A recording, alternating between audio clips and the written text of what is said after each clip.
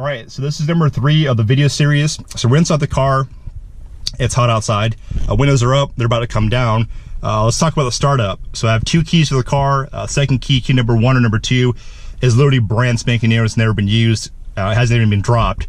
So it's brand new. So I have 2 keys, and we'll go and do a quick startup.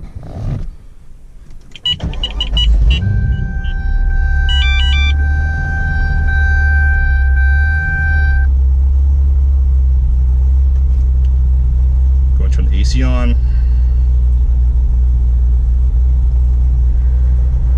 All right, so this car does have a dash control. You can see it there. All right, it's updated with the current version of code.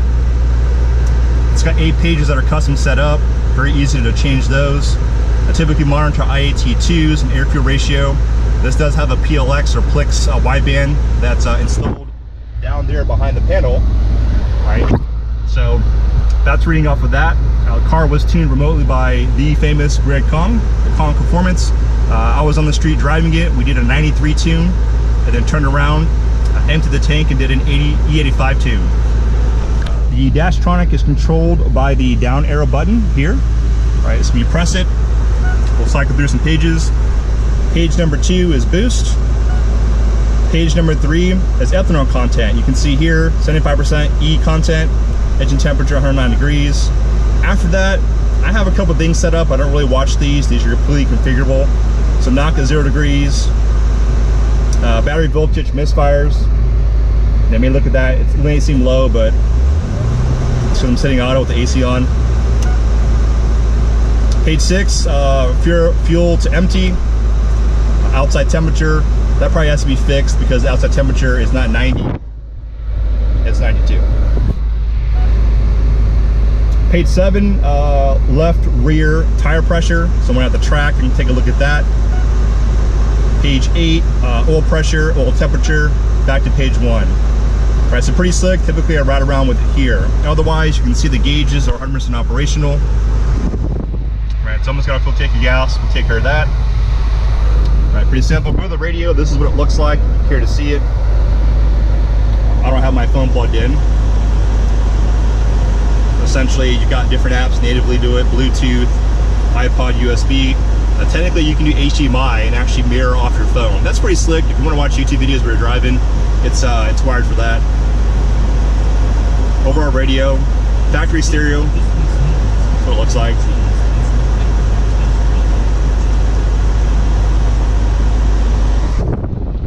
All right, so I'm gonna shut this back off.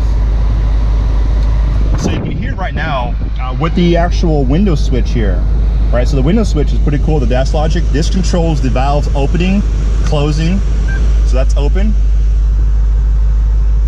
All right, you probably heard the change in the exhaust. This would be default mode, which is normal. What that means is the car opens the valves normally. I want to say 3,500, 3,700.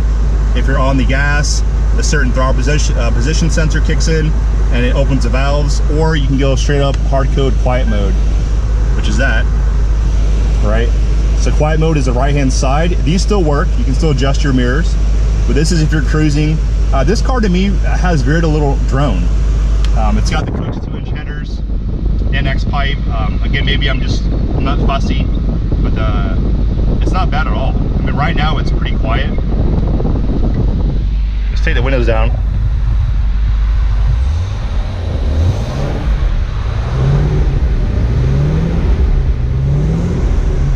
That's quiet. That's party time.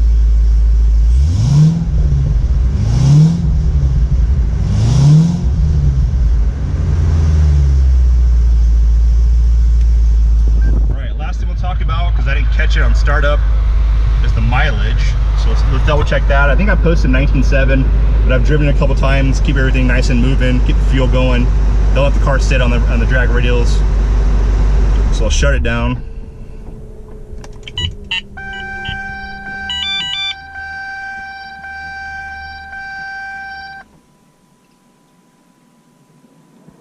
So 19,883. Again, that can go up a little bit as I move the car, people test drive it, if I decide to drive it, but 19,883.